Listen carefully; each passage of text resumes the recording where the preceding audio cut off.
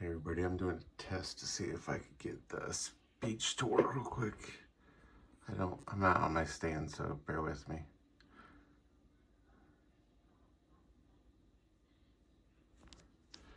Got to find out if it's actually working properly or not.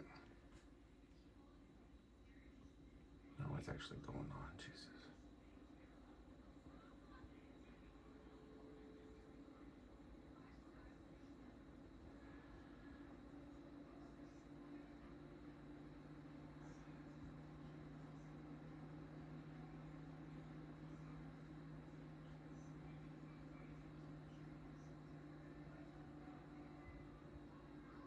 I can explain Einstein tensors, which are fundamental objects in Einstein's theory of general relativity.